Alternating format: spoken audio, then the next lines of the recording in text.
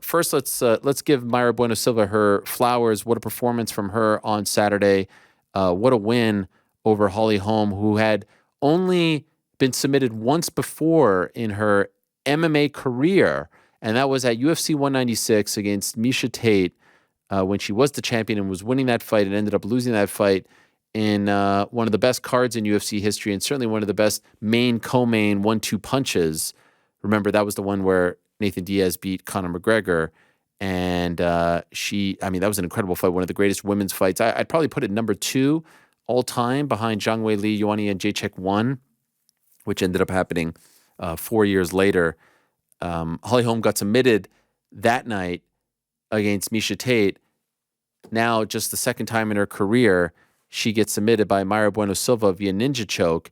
And Silva now a winner of 4 in a row, was great on the microphone afterwards, said that she, wants a title shot. And so now the big question, I think, is, do you leapfrog Mayra Bueno Silva over Juliana Pena and or Raquel Pennington? Do you save her for the winner of that fight? Or does she fight someone before she gets to that? Is there one other fight that she must have before she gets to the title fight? What do you guys think? I don't think that they're going to leapfrog her over Pennington or Pena. Rick, agree or disagree? Agree. She's not going to leapfrog. Yeah, I agree that will not happen. It just seems like the Pennington and Pena fight is there for the making and makes a lot of sense. So yeah, I don't see it, but I could see her being next. I could see her being the one who fights the winner of that fight.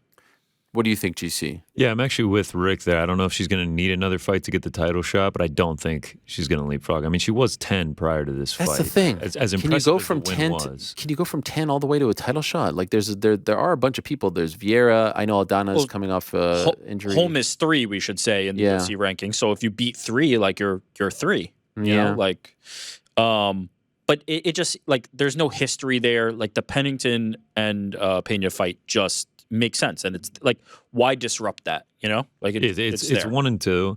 Plus, Ketlen Vieira fights this weekend. If she wins in impressive fashion, then do we do Ketlen Vieira? Mayra Bueno That's Silva what I'm thinking. That's what I'm thinking. Title eliminator, winner of Pennington Pena. Yeah, that's what I'm thinking. Because that's probably. I mean, Pennington Pena isn't even announced yet. Is Pennington Pena going to be in September in Sydney? Probably not. Is it going to be in Abu Dhabi? I mean, they could put it on a fight night, of course, as well. That's what I was going to say. Actually, would be a perfect fight night main event. Confidence in the bantamweight title happening before the end of 2023? 10 out of 10? I think it would be shocking if it doesn't. Yeah. I mean, it would be like an injury situation. I could see him doing it on a fight night. They're doing the flyweight title on a fight night. I would love to see more pay-per-views. More fight nights headlined by title fights. They used to do it a lot more often, especially in the Fox days. The reason why they don't is they need as many title fights as possible to headline these cards. This is why a BMF title all of a sudden is headlining a pay-per-view in just 2 weeks. But in a perfect world, this is how you try to create new stars. You put these title fights on either ESPN or ESPN Plus, or dare I say ABC. Wouldn't it be nice if there was a title fight on ABC? They haven't done that yet. This is a scenario where it makes perfect sense because, like Pena and Pennington is not going to sell a ton of pay-per-views. Even if we insert Mayra Bueno Silva into it, it might even do less, but it's not going to sell a ton of pay-per-views. Put it on a fight night. It makes sense. Headline it, showcase it, make it important, and then see what comes from it. And then maybe you can start pivoting back toward pay-per-view. But yeah, I think this is a perfect scenario for it. Why not? I will say there is something very fresh and fun about having like a new face in that division. And so there's a part of me that kind of just wants to see how far she can go, like put her in the title fight right now. But it seems like they've committed to Pena and Pennington. Even her, I feel like her and Pena would have a very fun build-up, like some shit-talking there, some back and forth on Twitter. Shout out to Julia Pena for giving us a shout-out, the Parlay Boys, for getting the big dub on Saturday. Yes. In one breath, she's talking smack to Mayra Bueno Silva. In the next breath, she's shouting us out. I mean, literally that 5 minutes between the tweets. She's taking care of business on who's going to be next for her title fight, and then she's like, "Oh yeah, by the way, Parlay Boys cashing one there." She has her priorities right. Yeah, 100%. So I suspect that they're not going to leapfrog, and I honestly wouldn't be surprised if they have her fight someone beforehand. It just seems like a really long time to wait. This isn't a win over Holly Holm is a really big deal. And I know for some reason there's like this hatred towards Holly Holm on Twitter. Like I saw people celebrating no more Holly Holm main events, things like that. It's very weird to me. Like I called her on Friday. I think you can make a very strong case that Holly Holm is the greatest female fighter, combat sports fighter of all time. Why? She's a boxing Hall of Famer, and she is going to be a UFC Hall of Famer. No one has ever done that. No one will ever come close to that. There's no one even in that conversation. In her prime in boxing, maybe a little bit past, but like she was still very relevant in boxing and en route to becoming a boxing Hall of Famer. And women's boxing wasn't what it was today, but still, it was something, and she was someone. She comes over to the UFC and knocks out Ronda Rousey and was UFC champion, had a pretty good run. I don't understand how you cannot say that she is one of the greatest female fighters, period, combat sports, period, of all time. And yet it doesn't seem like there's that appreciation for her for some bizarre reason. I think that's what you've said. I agree with 100%. I think it's completely fair. She's been in a lot of UFC main events. Her style is not particularly pleasing, and people are not wanting to see it in the main event. I don't think that there's an issue with that. You can feel that way and still celebrate her accomplishments. Yes, I think both can be true. I agree with everything you said. She's a legend of the sport, but she is put into a lot of main events. I mean, non-title fights, 3 of her last 4 fights have been main events. They've all gone to decision until this weekend. I just don't think they're pushing her too much. I just don't think it's the most exciting style, and so people, don't get as hyped up for it. All right. I mean, me being one of them. I mean, I wasn't particularly. Oh my God. A rare negative tweet out of you on Saturday morning. I mean, it's a rare negative tweet on Saturday morning, but you would have thought that I had been negatively tweeting every single week. Oh, don't you dare! With some of the reactions. You got a lot of hate. Was this the most hate you've ever received in your life? Because it's usually like 99.99999 positive, right?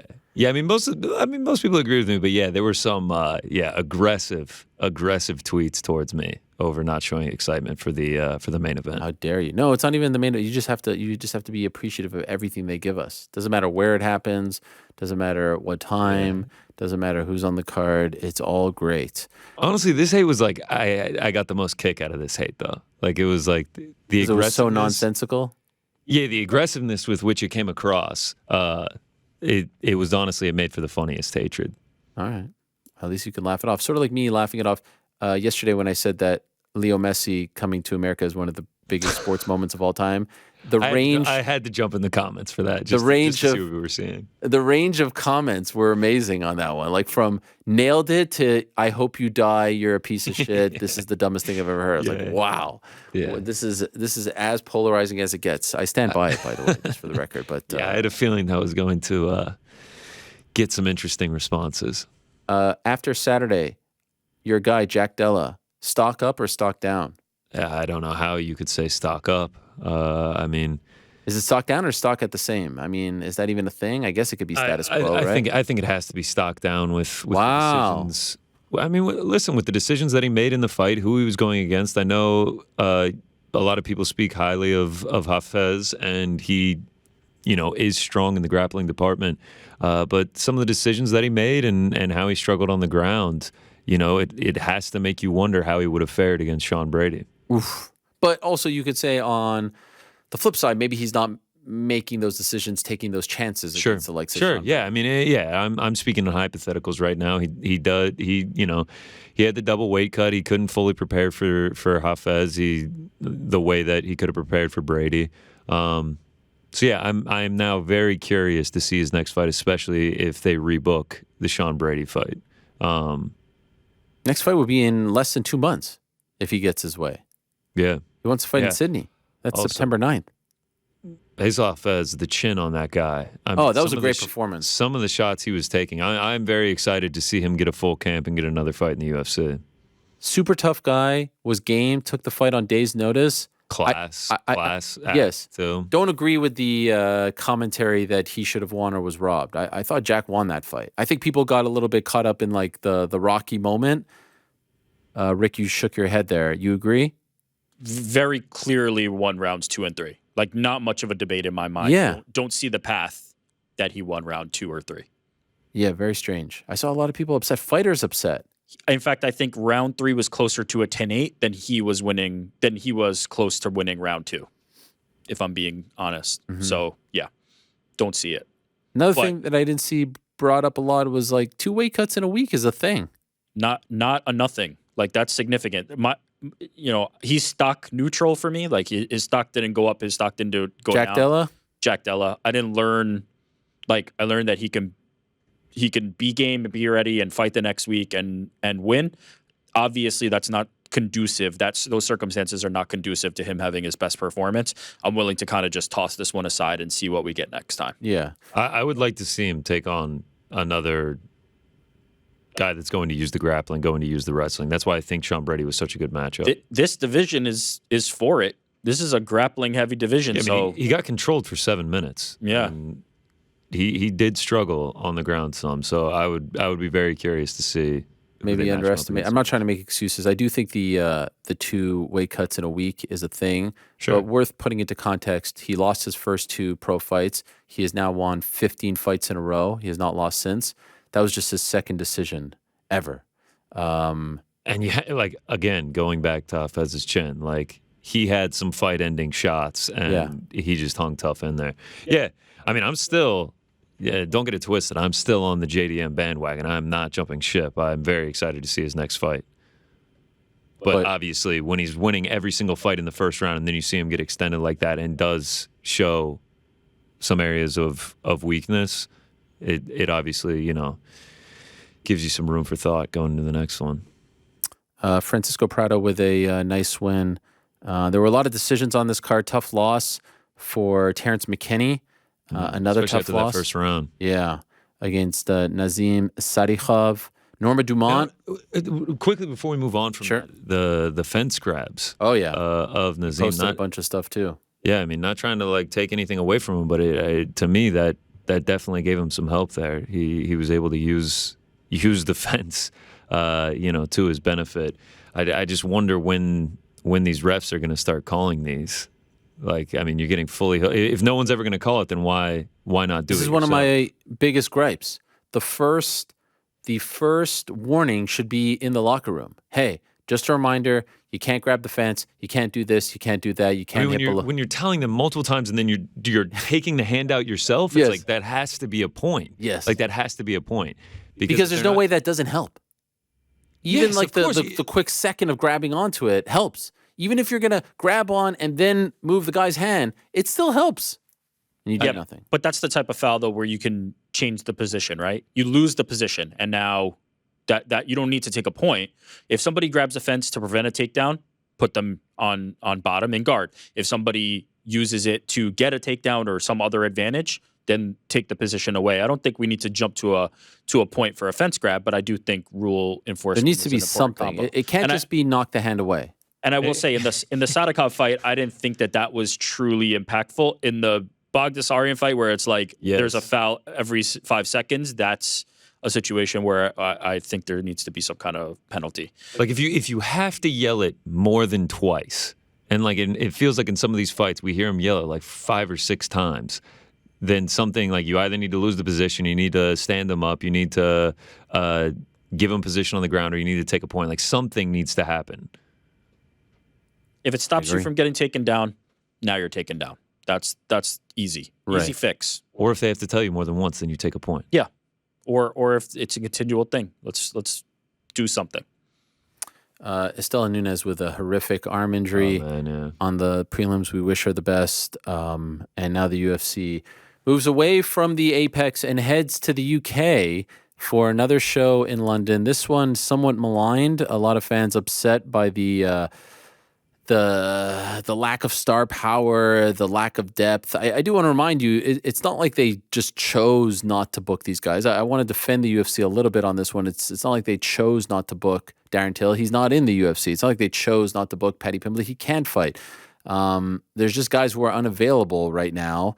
And if you actually look at the card, I mean, Aspinall coming back is a huge deal. Almost a year exactly to the day. In fact, there it is. I mean, it's literally 364 days since he tore his ACL against Curtis Blades, coming back against Marcin Tybura. That in itself, to me, is a massive deal. And this isn't a pay-per-view. It's a massive deal in its own right. Molly McCann trying to get back on track. And then you just have a bunch of solid UK fighters on the card, which is going to be the case all the time. Leon Edwards isn't going to fight on one of these cards. It's not a pay-per-view. Nathaniel Wood, Paul Craig, Jai Herbert, Lerone Murphy, David Grant, Danny Hot Chocolate Roberts, Mark J. Casey, Chris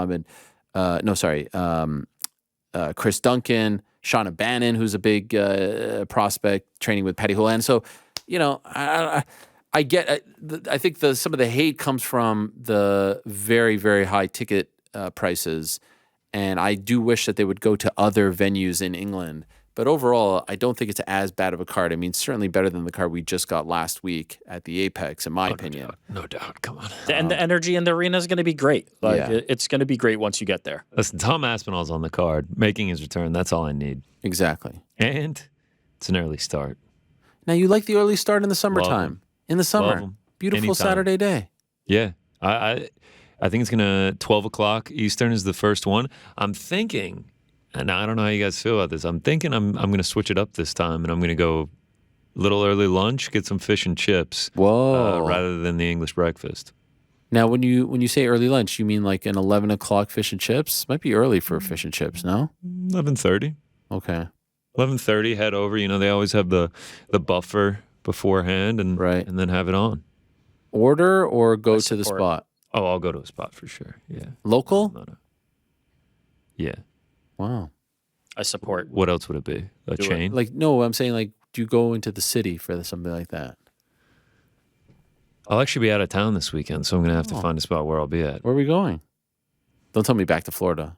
Connecticut. Oh, okay. That's nice. Wedding. That's out of town for you, Connecticut. What is this? Connecticut's in town now? I mean, tri-state area. It's a tri-state area. It's all in town. I'll give you that.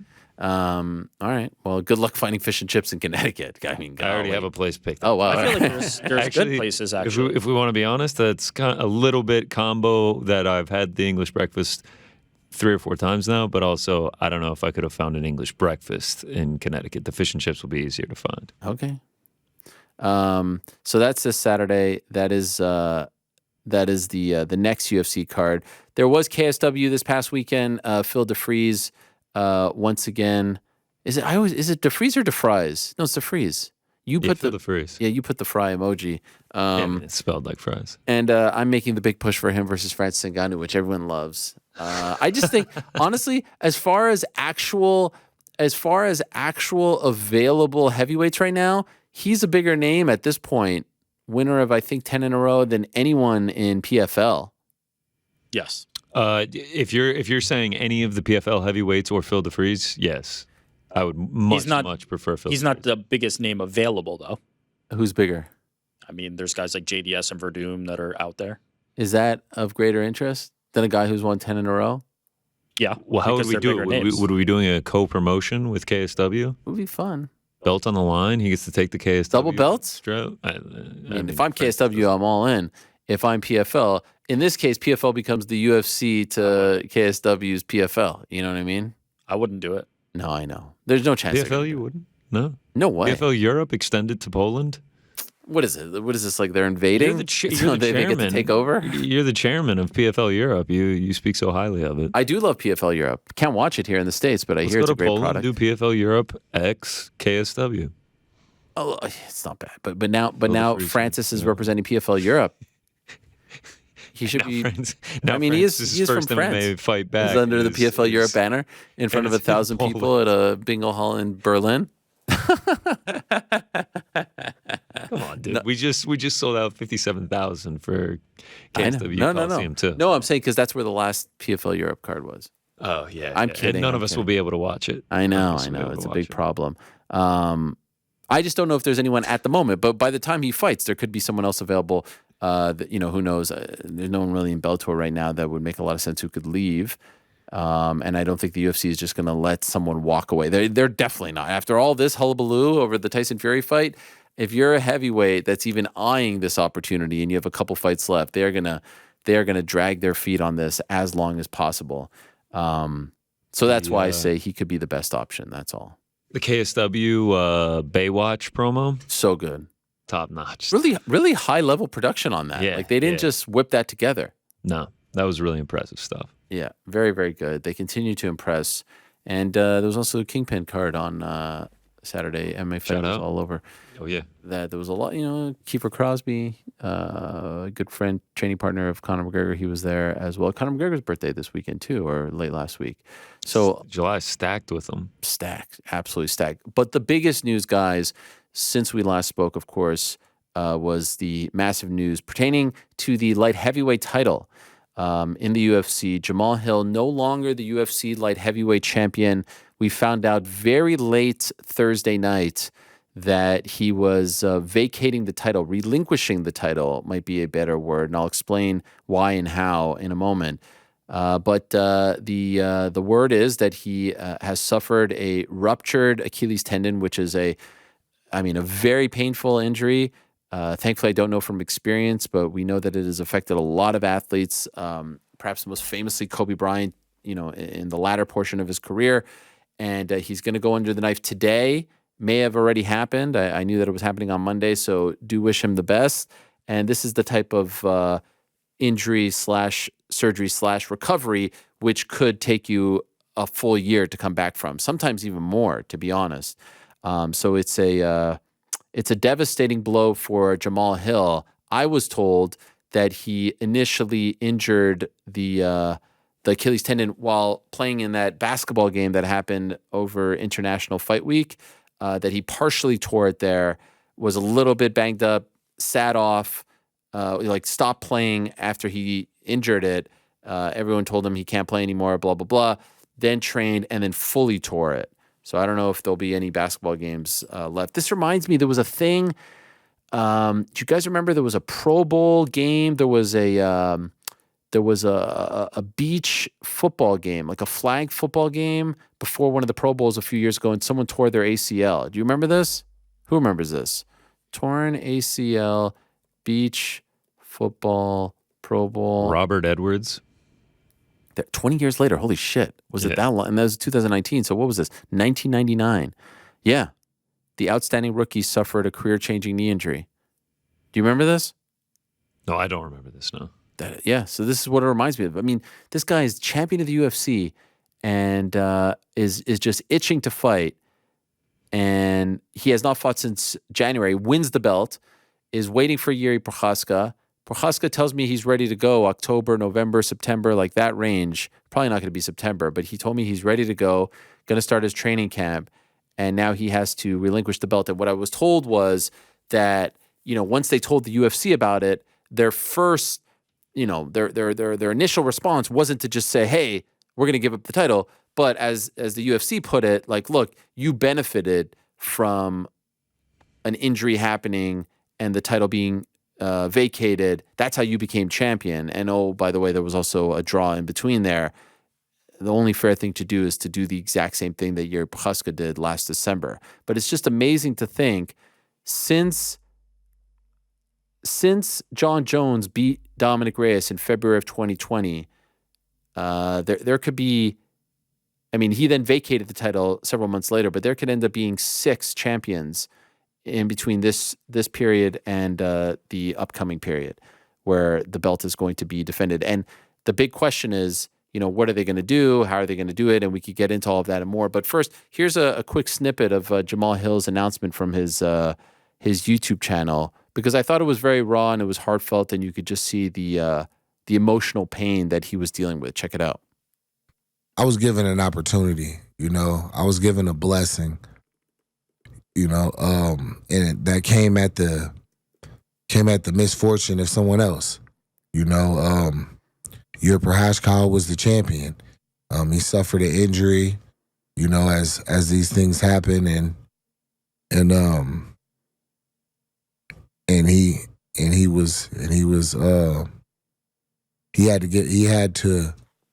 he gave up the title for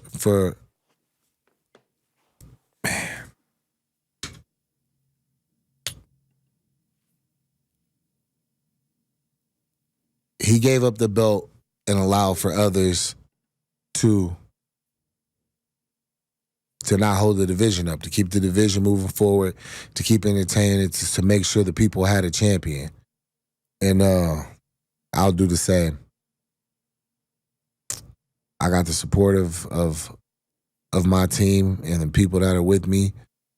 That's what I need. And yeah, man. I'm just gonna take on the challenge. I'm gonna take on the challenge, do what I can do to come back, and I'll see y'all soon. I already know I'm the real champion. I'm the true champion. And I can't wait to prove it. I can't wait to be back putting on a show for all of you. So yeah. I will keep y'all up to date with my recovery and how things go and things of that nature. But as for right now, I just still got some things to process and things like that. But I just wanted to let y'all know, wanted to let y'all hear it from me first. You know, as always, it's always love. And I can't wait to be back in front of y'all again. Os.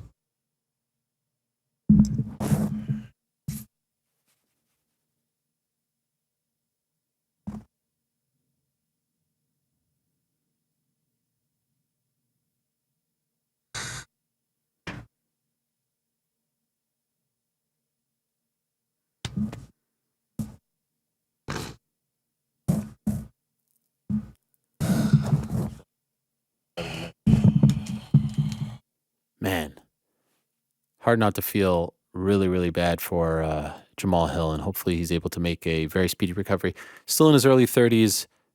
He should be fine, but you know, you're the champ. You work so hard. Remember that interview that we had when he got the word that he was going to fight for the belt right after the Ankalaev-Blachowicz fight that went to a draw, and he was talking about, you know, now I get to find out. I get to find the answer. I get to find out if I'm good enough to be champ. Man's been through a lot. And since John Jones gave up that title between 2011, when John Jones beat Shogun, and 2020, mid-2020, there were only two people who held that light heavyweight title, John Jones and Daniel Cormier. And obviously back, forth. For a very long time, it was just John Jones. And then Jan Blachowicz wins it against Dominic Reyes, and then Glover Teixeira wins it, and then Yuri Prochazka wins it, and then Jamahal Hill wins it. And of course, there's the draw, Ankalaev-Blachowicz in December, and now there's going to be another fight. And so the big question is, as Jamahal Hill gives up the title, what does the UFC do with that light heavyweight belt?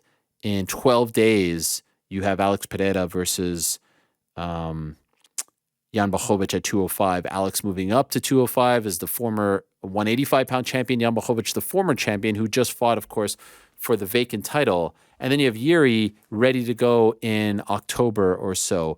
Initially, when I spoke about this on Friday, I said, all right, there are two options. You either make the fight at UFC 291 in Salt Lake City, you either make that for the vacant title, so you can crown a champ right away, and it will be Pereira versus Blachowicz.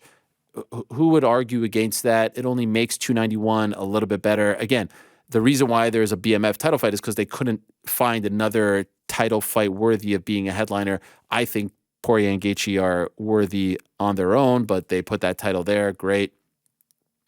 This just kind of, for lack of a better word, just like beefs it up a little bit. It validates the card just a little bit, even though I don't think it really needs it. But you want a champion, right? You don't want a title to be vacant for too long. So you have the benefit of that fight happening in 12 days, 15 days from when the announcement happened. No word just yet. And then the winner of that fight, whoever it may be, becomes champion and then fights Yuri to figure out who is the undisputed king, at least for now. That's option one. The other option is Jan Blachowicz and Alex Pereira fight. Winner of that fight, number one contender. That winner fights Yuri Prochazka for the vacant title later on this year, maybe Abu Dhabi, maybe Madison Square Garden, whenever it is. There's also Magomed Ankalaev, who's in the mix, who's been very quiet since the draw back in December. If they want to factor him into the equation, don't know how much momentum there would be behind that, but maybe it's Yuri versus Magomed.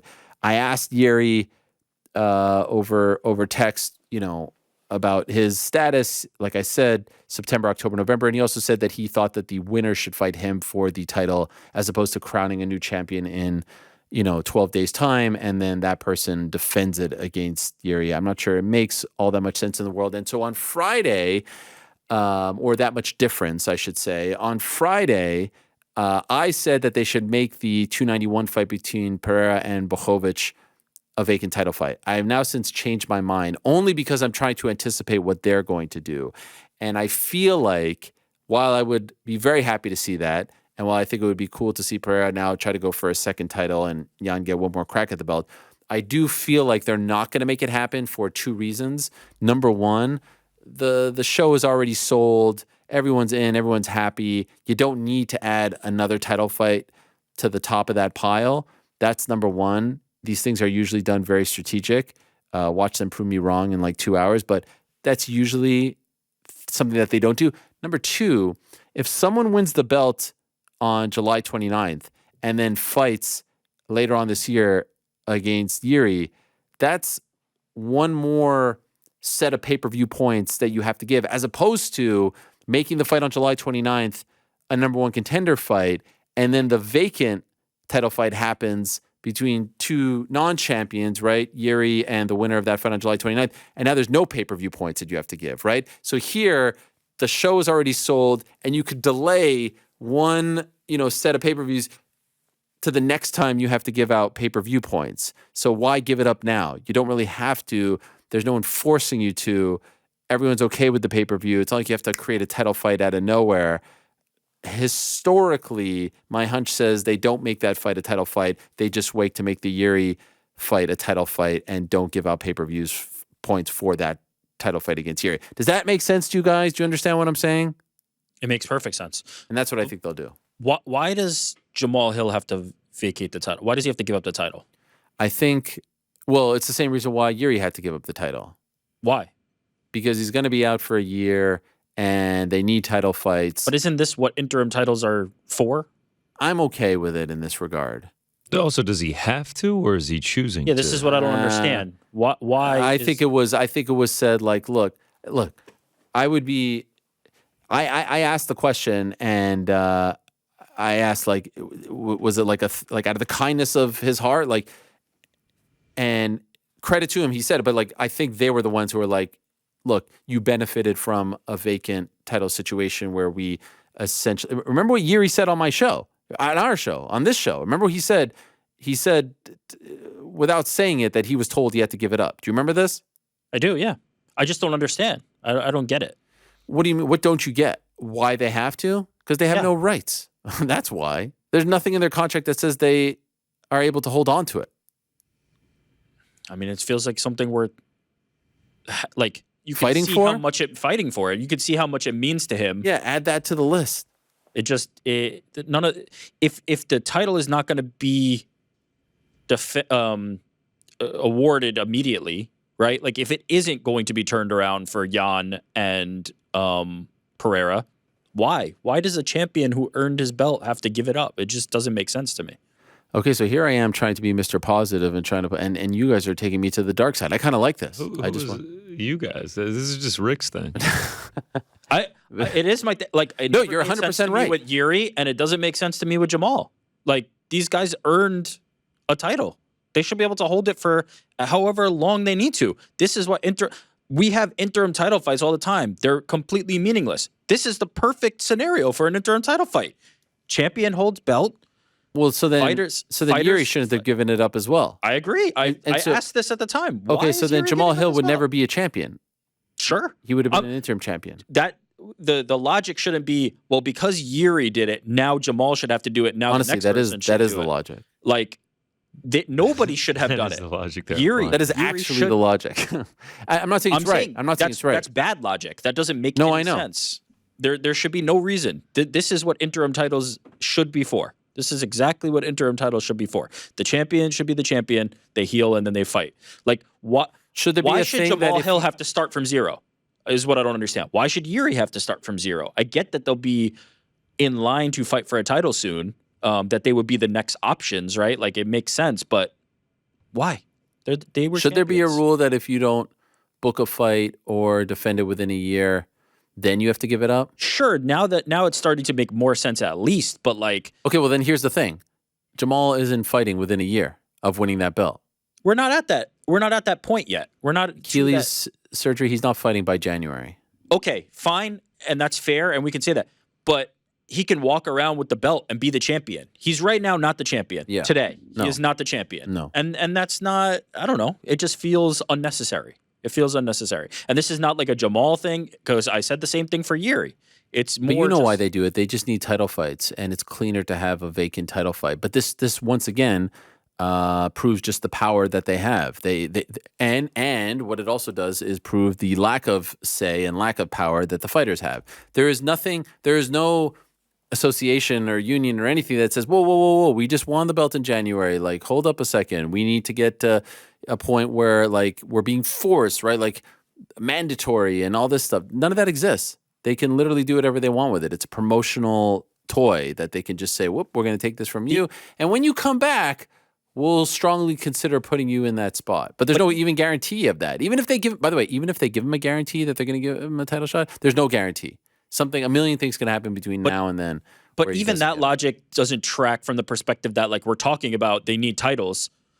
Make a title. Now you've got an opportunity. Make an interim title. Then you've got Jamahal Hill or Yuri or however far down the line. Okay, but at this point, and then they come back, and then now there's another title. Now you have two titles. You can match them. It just doesn't. At this point, it would be weird if Jamahal Hill got injured and they decide, you know what, the fair thing to do is to make an interim title fight, and then Yuri is fighting for the interim belt. Oh, for sure. So it's like the toothpaste is already out of the tube in this regard. Now they're almost like course correcting. Yeah, and now but do you think that the logic will stay that way? Do you think that the next time, like, let's say it was a champion that they wanted to hold on to the belt. Francis Ngannou sat out with the belt, yes? Let's say it was a champion that they want to hold on to the belt. Now all of a sudden they're going to be like, no, you know what? We have to strip you because you're not going to fight. No, there's no actual rhyme or reason. Dominic Cruz was champion for like 3 years. Renan Barão defended the interim title. Once you're defending the interim belt, you're no longer interim champ. You're the champ. I feel bad for Jamahal. I feel bad for Yuri. It just doesn't make any sense. You're right.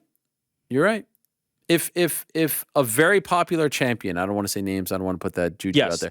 That's a very popular champion gets injured today, they ain't getting stripped of the belt. No. I can't see it. I mean, maybe they will, but I can't see it. It just doesn't make any sense.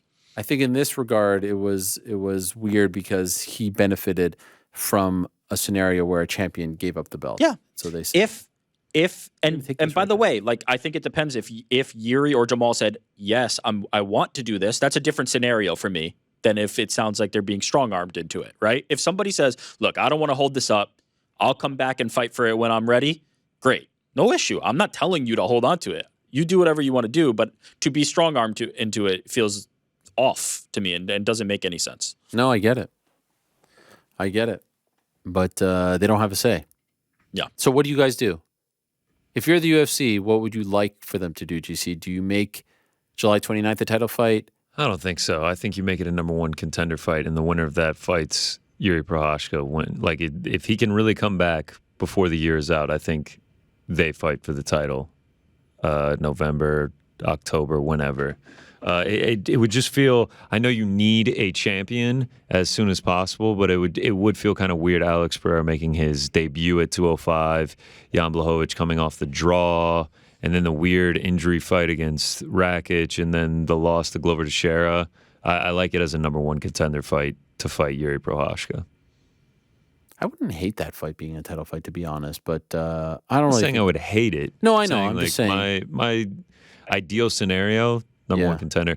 Then honestly, though, the Magomed Ankalaev situation is interesting as well. I mean, he has been dead silent since that draw. I don't know where he's at, what he's up to. Do they, like, say Pereira Blachowicz is a war? Like, is there any chance they just book Prochazka versus Ankalaev for a championship bout in like October or November? I could see it.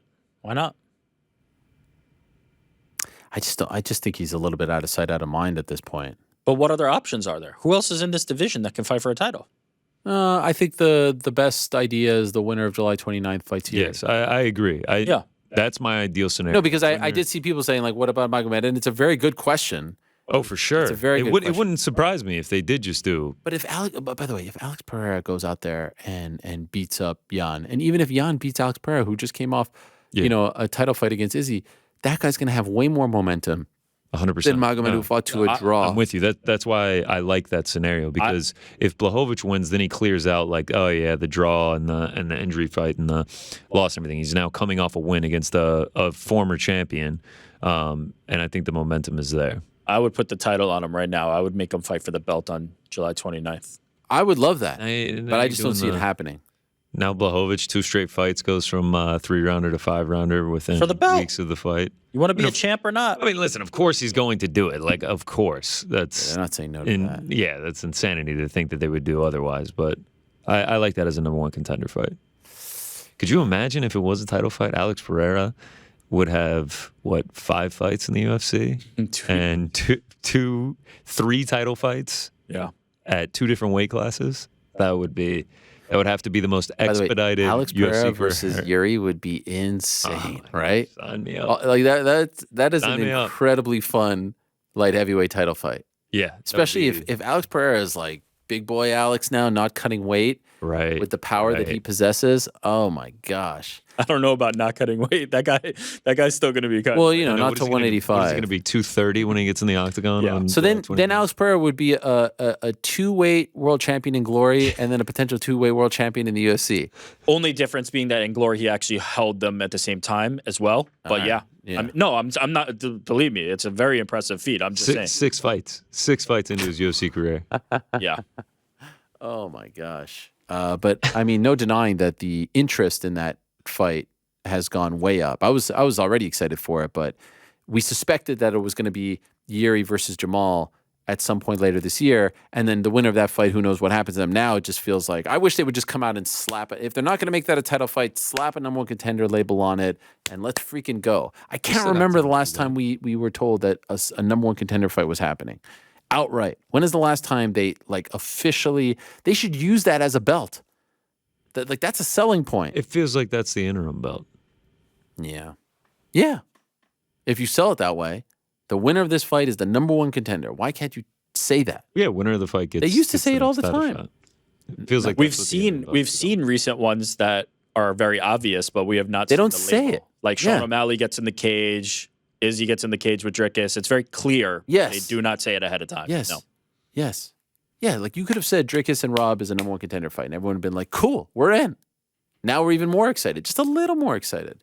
Or just said Sean O'Malley is the number 1 contender. He's going to fight and just pop him in there. But they're always waiting. They're just, I get it. I get the. It's just hedging. You can pivot. You can pivot if you need to change plans. True or false? Jamahal Hill will be UFC champion again. Rick? True. Yeah. I think he's one of the guys that I think is one of the best in a division that does not have a lot of talent at the high end. I think he's better than most of the guys he'd be matched up with. I think there's some tough fights for him, but I believe he will be able to be a champion again, or at least get the opportunity. GC? I'll say yes. At light heavyweight, he's only 32. He's obviously incredibly skilled. I think he will get the belt a back. big time injury. I wonder who's someone who's come back from an Achilles surgery, and then had a long career afterwards. Does it happen often? What was Adrian Peterson's injury? Was it Achilles? Was it a knee? I think it was knee. Is Achilles in your knee? No. What? Listen, I'm not a doctor, man. Achilles is down below over there. Achilles, yeah. I'm getting it mixed up with ACL. Yeah. Like I said, man, I'm not a doctor. Yeah, Achilles is the heel, yeah. DeMarcus changed him forever. DeMarcus Cousins? Yeah. Yeah. And he was younger. KD, I guess, is doing all right. It's a good one. I think it's not a common MMA. I was going to say, I think the sports are different though, right? When you look at basketball, that explosion, if you lose that, it's going to really hurt your career. I feel like for MMA, it's not going to be as impactful. Certainly you can lose some mobility, you can lose some explosiveness, but I don't think it's as important. I'm not going to lie. I had a coworker who I worked with at the job before I came here playing pickup basketball as well, tear his Achilles, and it was a pretty gruesome road back. Wow. I mean, obviously he doesn't have all the doctors and everything that Jamahal Hill is going to have access to, but still, yeah, it was pretty nasty to get back to normal. Yeah, that is a big one. That is definitely a big one. By the way, some breaking news, guys, before we get to Francis Ngannou. Joining us in about 5 minutes' time, so stay tuned for that. Big Francis, of course, October 28th. Big crossover fight. Speaking of crossover fights, this just in from Jake Paul about 40 minutes ago. For all the clowns saying, quote, "Why don't you fight Nate Diaz in the cage," end quote. I made that offer to him from the start, $10 million to fight me in PFL after we box on August 5th. Offer is still there, Nathan. What do you guys think? Is it happening? No. No? Why not? Yeah. I think that $10 million. Yeah. That's not a bad deal. That feels like if I'm Nate Diaz, I'm like, sign me up. By the way, if let's this do is it. like a war and everyone's like, holy shit, this was great.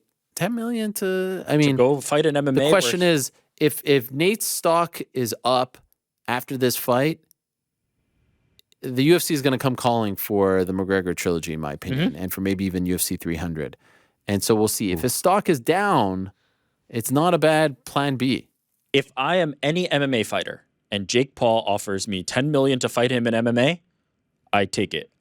Nate, I don't care what your name is it not? Like, you have to feel like Nate would be able to win that fight. Yes. Fairly easily. I take that offer immediately. I sign that before we even get to the boxing fight. $10 million to fight Jake Paul. It's a good fallback plan. If I'm any MMA fighter, instant signature. By the way, it is the Francis PFL fallback plan. Mm-hmm. What's the downside? I'm going to whoop his ass so bad. Win or lose, the offer is like, even if he wins on August 5th, he could take that fight? Yeah. It's not a bad deal. I'll believe it when I see it. I mean, it's right here. Yes, I understand that. Oh, you believe if Diaz takes it? Yeah. I thought you meant like that. Oh, no. I think he's serious about it. I'm saying I'll believe the fight is going to happen when it's announced and they're walking to $10 million to fight Jake Paul, who's never fought in MMA before. I mean, it'd be incredible. Easiest 10 mil. There would be a lot of eyes on that. Is it weird? Especially because what do you think Nate Diaz would be favorite-wise in that fight? What would be the more... Minus 3,000. What is the more highly anticipated fight? Them two in a boxing ring or them two in an MMA cage? In an MMA cage, in my, no doubt. Because of the novelty of Jake fighting MMA? Yes. Correct. And Nate Diaz being the one with the advantage. Yes, and how many fans Nate Diaz has, and the MMA community banding together to cheer against Jake Paul. And the UFC would be upset about it. Are people shitting on this or liking yes. this? What's the response to this? The MMA fight? I think a lot of responses are just like, Nate will. You just broke this news to me. This is my first time hearing about it. Oh, no, I saw it on the MMA fighting page. Did you whip that together, Rick, while we're talking? That was the great Jose Young. I see. I spotted it, passed it off, and he hit the alley-oop. I threw it to him, he dunked it. It's great. I mean, I'm all in. Can we talk about August 5th or not yet? Not yet. I actually have an idea about August 5th. I have an idea. Some big plans regarding August 5th. Stay tuned. What are you thinking? I have an idea. I don't want to say it here. Yeah, not yet. Yeah, we can talk offline. Yeah, we can talk offline. Circle back. You know, there's a very good chance that fight happens on the same card as Francis Ngannou's PFL debut. Right? The Jake Paul one. Yeah. Okay, now we're talking big business for PFL. Of course, because it's the pay-per-view division that he's heading up. Now we're talking big business. I'm talking 3 million pay-per-view buys. Let's go. That's a lot. Francis coming up. That's a lot. France is here. I would love to see that. All right, so that's a new wrinkle